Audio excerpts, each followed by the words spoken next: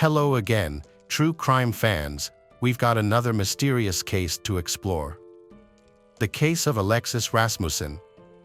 Alexis Rasmussen was born in 1995 and grew up in North Ogden, Utah, a small town known for its quiet and not far from Salt Lake City.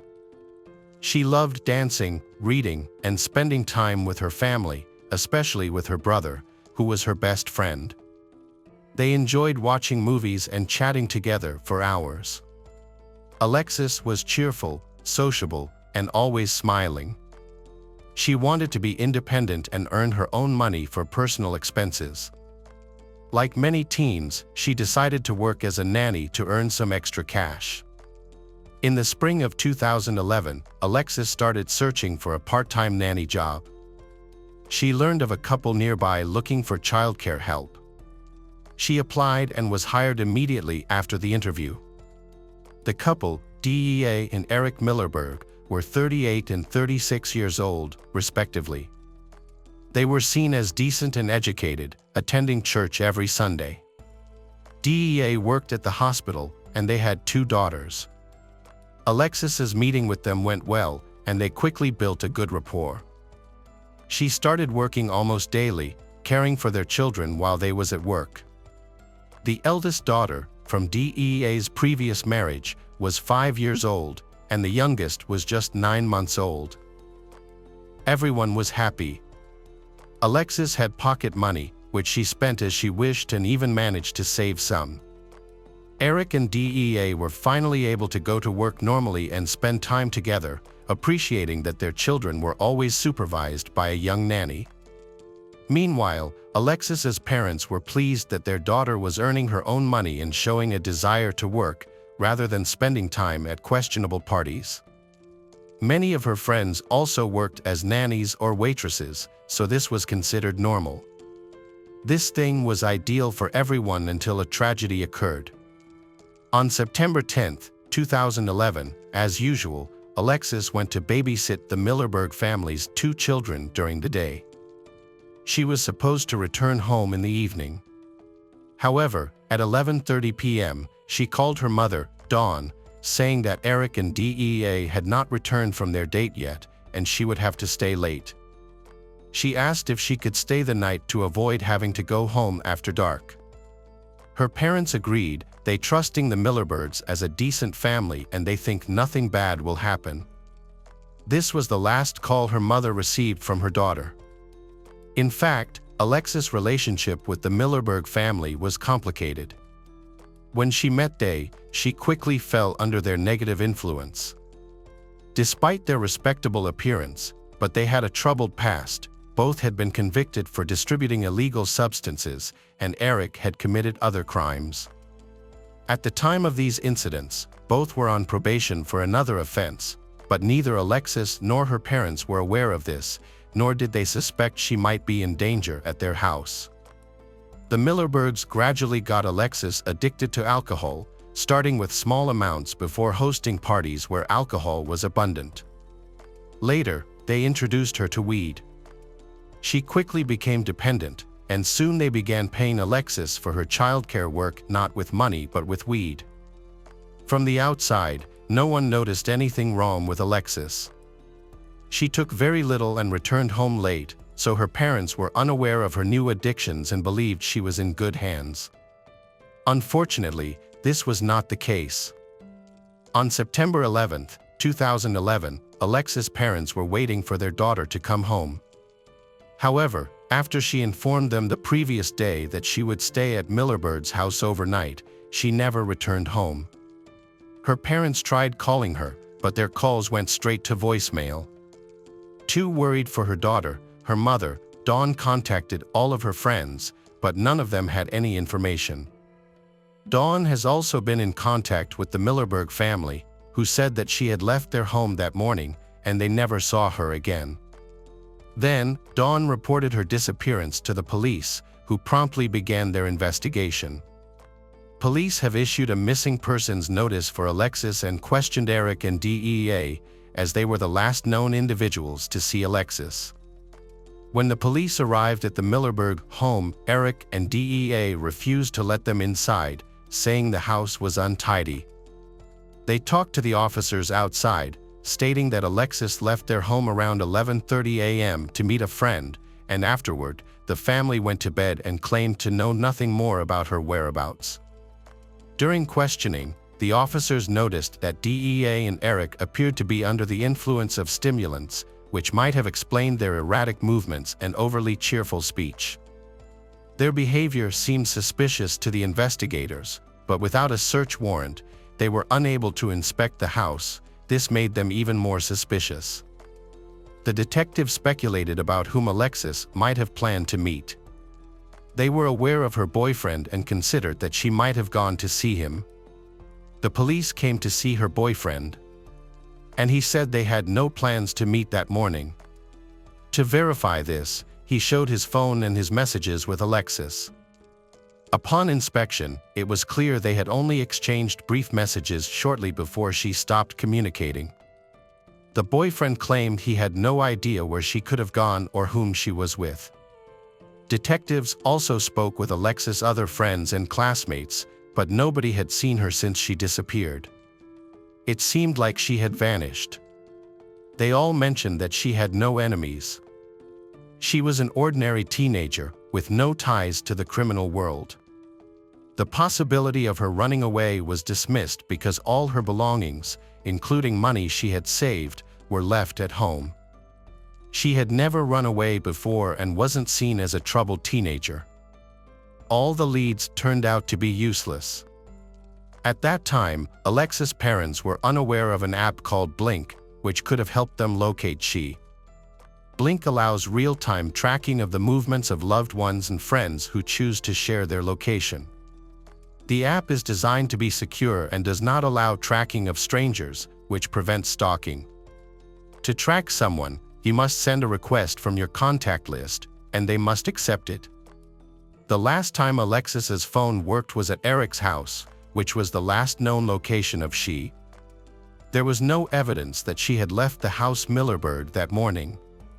Investigators started looking into Eric and DEA more closely and discovered that they had a history of distributing illegal substances, and Eric has a lot of criminal records. During the investigation, police learned that Alexis's friends knew about the true nature of the relationship between Alexis and the Millersburg family. Alexis, along with several other teenagers, including friends who had also disappeared, looked after their children. The teenagers were pleased with these working conditions because it gave them access to alcohol and substances. Multiple witnesses confirmed that DEA sold prescription drugs to Alexis, for which she received about $100. Detectives continue to question Eric and DEA, informing that they knew about illegal drug activities. Then, Eric and DEA admitted to giving drugs to teenagers, but denied any involvement in Alexis's disappearance. Despite their denial, they were arrested for distributing illegal substances and violating probation terms. They faced up to 5 years in prison. The case was further complicated because they were supplying drugs to minors. The police also reached out to Eric and DEA's friends and acquaintances for information, but everyone refused to cooperate. By this time, detectives were convinced that Eric and DEA were responsible for Alexis's disappearance. Detectives have obtained a search warrant for the Millersburg family home and conducted a search. Although they didn't find anything suspicious, they did discover a large quantity of illegal substances. Their 2 children, the eldest daughter was placed with her biological father, while the youngest child went to a foster family. A month into the investigation, a confidential informant contacted the officers by phone. He revealed that on the night of the disappearance, Alexis stayed at the Millersburg family house. She didn't leave or meet anyone the next morning. That night, Eric offered her strong substances, and she agreed to try them. Afterward, she started acting crazy and not understanding what she was doing. Eric persuaded her to engage in intimate relations. During the incident, Eric and DEA noticed that the girl was extremely disoriented and had an unusually low body temperature. DEA, who had medical training, realized she needed urgent assistance. They carried her to the bathroom and placed her in hot water to warm her up. Then, she regained consciousness and seemed to improve. She asked to be left alone to relax. Eric and DEA left the house to smoke and think about their next steps, as they were very frightened by Alexis's condition. When they returned, they noticed she was still cold. They then took her out of the water, wrapped her in a warm blanket, and placed her on the bed. They went out again for another smoke break to discuss the situation. Upon returning, they found she unconscious, with a mucus-like substance coming from her mouth. DEA, being a nurse, attempted to resuscitate her using all her skills, but it was too late, she had already died. Eric and DEA were scared, as they were on conditional early release and were on house arrest, and they did not want to go back to prison. In their panic, they sought help from friends to dispose of the body. They needed a car, which they didn't have, but everyone refused to assist, not wanting to risk jail for aiding and abetting. Desperate, they contacted another friend to borrow a car. He agreed, and they placed Alexis's body in the trunk and drove to another county. There, in a remote forest area, they hid her body. The confidential informant, Smith, reported everything to the police. Initially unaware of what was going on, he lent his car and later helped Eric and DEA move the decomposing body to a remote location. During this time, he heard all the information he shared with the police. Feeling remorse for assisting he decided to disclose everything to the investigators, who needed this information. Thanks to his tip, the police discovered the body of Alexis on October 18, 2011, 38 days after she disappeared. The victim was found in a fetal position, with her legs pulled close to her body, partially concealed in a garbage bag. Due to the body's advanced decomposition, the police could not immediately identify her. The body was in a shallow grave. A detailed forensic examination was required to confirm her identity, determine the cause of death, and the circumstances surrounding the incident. The identity of the girl, Alexis Rasmussen, was confirmed through dental records and fingerprints, exactly as predicted. Autopsy results and post-mortem analysis showed that Alexis had 7 times the lethal dose of a potent toxin in her body, which may have been the cause of death. However, there were also signs of strangulation, blunt force trauma, and stab wounds on her body. Due to the body's poor condition and advanced decomposition, it was difficult to identify all the wounds accurately, making it impossible to determine the exact cause of death. As a result, an overdose was concluded as the cause of death, but it was clear that this was not an accident, the girl had been abused. Alexis' family requested privacy during the investigation because she was a minor. A memorial service was held in her hometown of Ogden, attended by many residents. The teenager was buried on October 29. Informant, Smith, was promised immunity from charges of complicity in exchange for his cooperation. His testimony was crucial in locating the body, gathering evidence, and bringing charges, so he appeared in court only as a witness. During the trial preparation, phone records from Eric's mobile phone were reviewed. On the night Alexis disappeared, he called his friend several times, asking for help to dispose of something. CCTV footage was also examined, revealing that on September 10, 2011, between 10 and 11 p.m., DEA visited the Wall Prince Pharmacy to buy prescription drugs that induce an altered state of consciousness. Police conducted a detailed search of the Millerbird family home using luminol and found tiny blood stains. It was clear they had tried to hide what had happened by thoroughly cleaning. However, luminol can detect blood stains even after cleaning agents are used, which the criminals apparently did not know. A section of the old carpet had been cut out and discarded, leading the police to believe it had blood on it that couldn't be cleaned off. The police were puzzled about the presence of blood in the house since, according to Smith, there shouldn't have been any after an overdose. This suggested that something more violent had occurred and that Alexis likely suffered violence. Detectives then obtained a search warrant for Smith's car, which had been used to transport she. However, the car had already been sold to another district, delaying its seizure. When the car was finally located and examined, it was found that the old trunk upholstery had been removed and discarded, but microscopic blood traces remained underneath. All DNA samples collected were tested and confirmed to belong to Alexis. Smith told detectives that the incident might have been a deliberate murder. Eric and DEA may have sought to eliminate Alexis to prevent her from reporting them to the police for drug distribution and harassment. The police supported this theory, as there were indications of a premeditated crime. Initially, Eric faced charges of child abuse and drug distribution, while DEA was only charged with forging a prescription for medical drugs. After new evidence surfaced, Eric was additionally charged with first-degree murder, attempting to obstruct justice, and engaging in sexual activities with a minor. A forensic examination later revealed that Alexis' body was abused post-mortem, which constituted a criminal offense under state law. Eric and DEA was decided to be tried separately, and DEA's trial began in April 2012. She was accused of illegally obtaining a prescription for illegal substances and obstructing justice. In 2015, she was sentenced to 7 years in prison. However, by then, she had already served 3 years during the trial. She was to be sent to prison to complete her sentence. She was extremely outraged by the jury's decision. Then, she gave a heartfelt speech, expressing regret for what happened, but she did not admit guilt or involvement in Alexis' death, claiming her husband, Barrick, was responsible.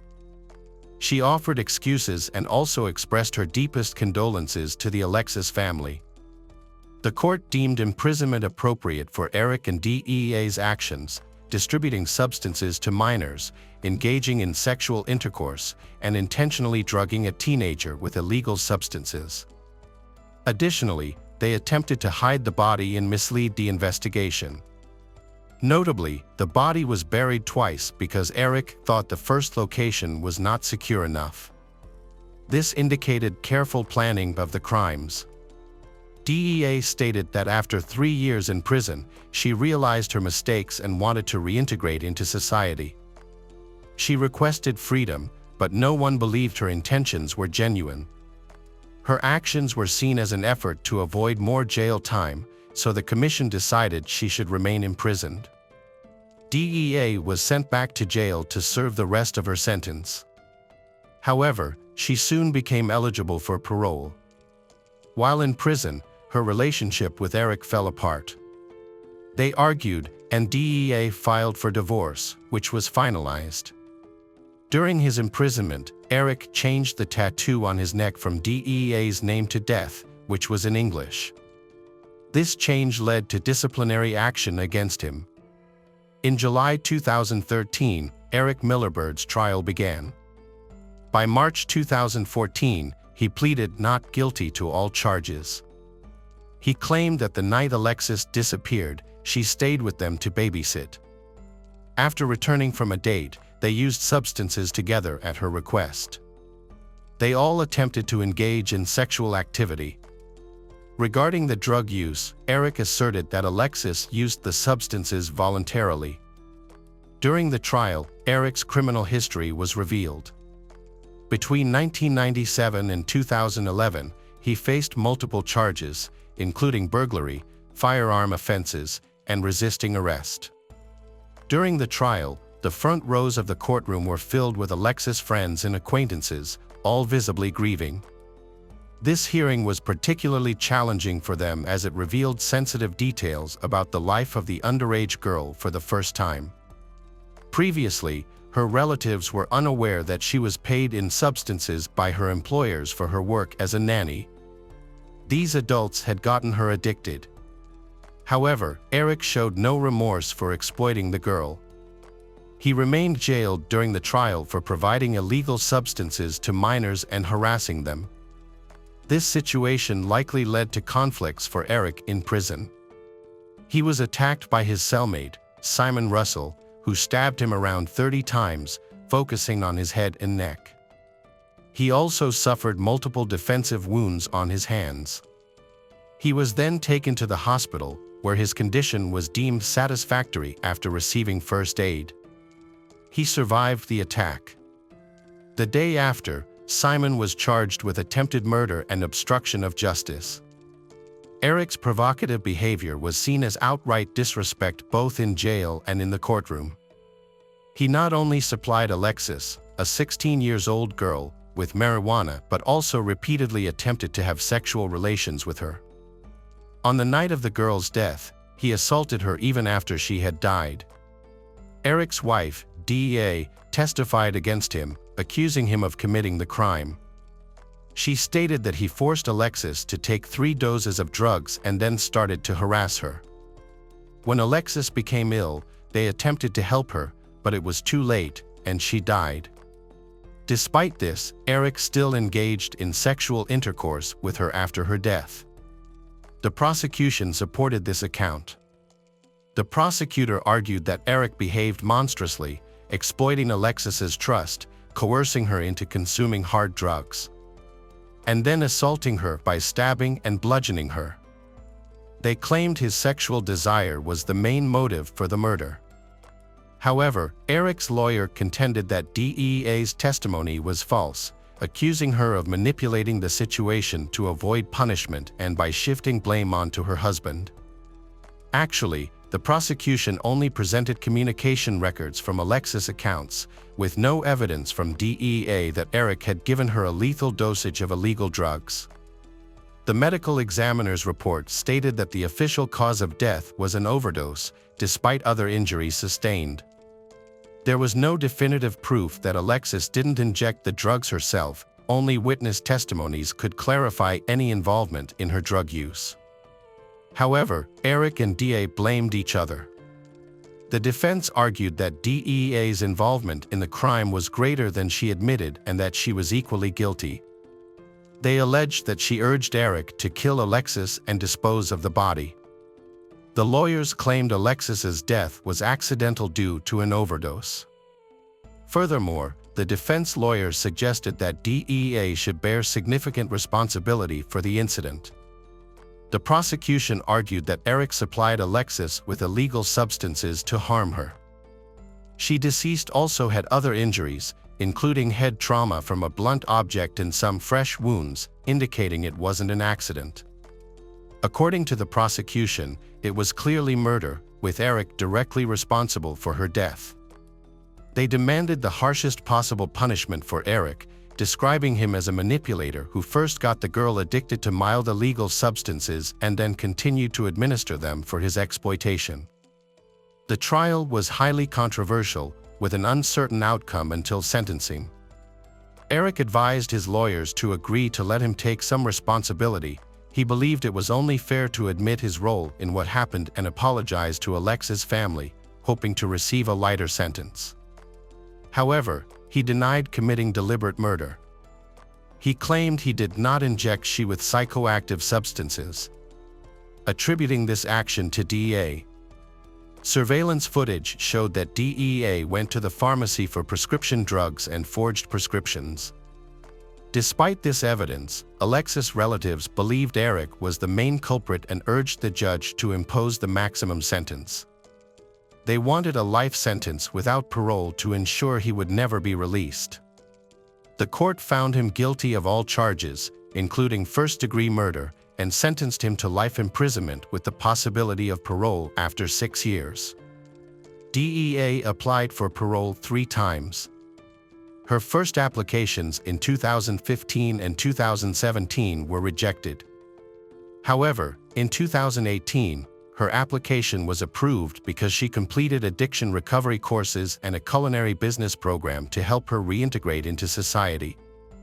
She was released on October 16, 2018.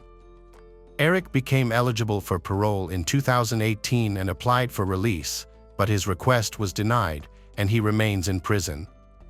Alexis' family hopes he will never be released.